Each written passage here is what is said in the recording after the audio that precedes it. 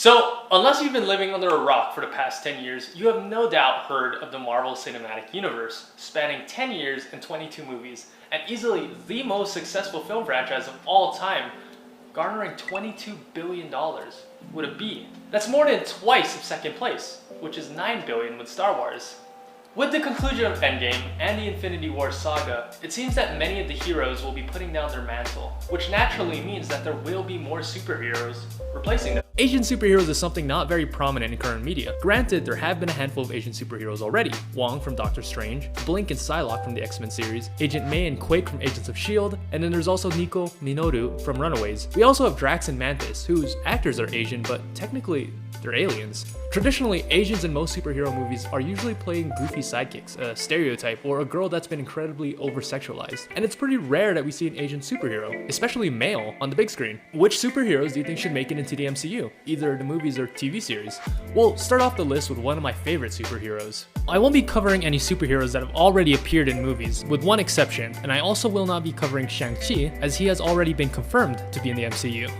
Now, we're all familiar with the story of Peter Parker, a normal high schooler that gets bitten by a radioactive spider and is suddenly blessed with crazy spider powers. But it just so happens that same spider bit one other, Cindy Moon.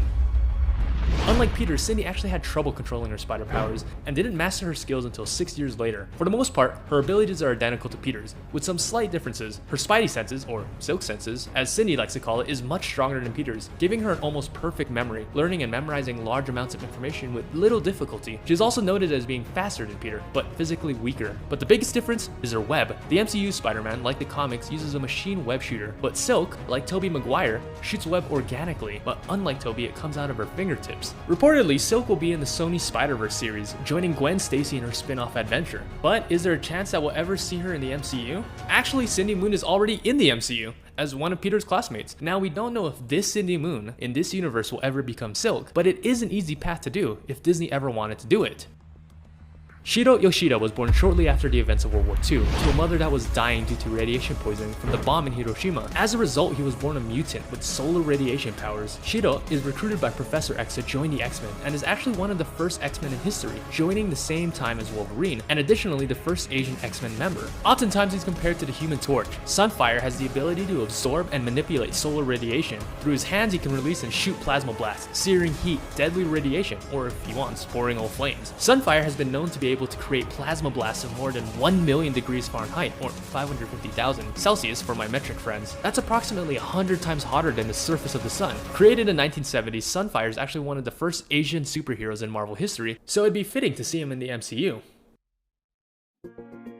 Karma, aka Xian Khoi Man, is probably the most prominent Vietnamese superhero in the Marvel Universe and was an early member of the X-Men. Karma was born in the Central Highlands of Vietnam. Karma's origins are mostly laden in tragedy. Her father was killed during the fall of Saigon, and her family then tried to escape on a boat to the United States, but unfortunately was boarded by pirates and her mother was killed. Karma has the ability of mind control. She uses psionic energy that causes individuals to lose consciousness and places them under her control. She can also alter her enemies' memories. She eventually becomes strong enough to control multiple people at once. Who even needs the Mind Stone when you have Karma?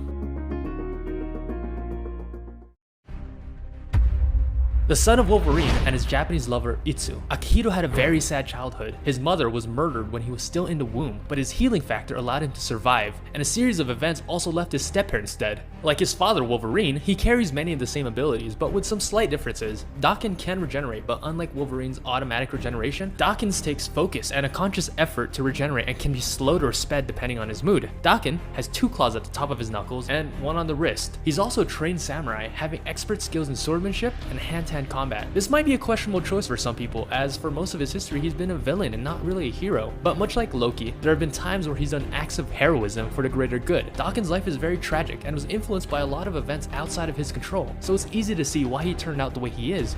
You can't just define Daken in black and white because he's such a complicated character. It would be amazing to see a Jaime Lannister or Prince Zuko type redemption arc for someone like Daken, who I think would make a great story in the MCU. The next 3 characters are all new heroes to the Marvel Universe, and just had their comic debut this year in Agents of Atlas. The first is Pearl Pangan, aka Wave, a Filipino superhero from Cebu City. She's an agent for the Triumph Division, which is basically the Filipino version of the Avengers. Much like Waterbenders or Mira from Aquaman, Wave has the ability to control and manipulate water. The reason Wave is so significant is that she's the first Filipino superhero of any importance. This is also the first time a Filipino has been the central character of any Marvel story.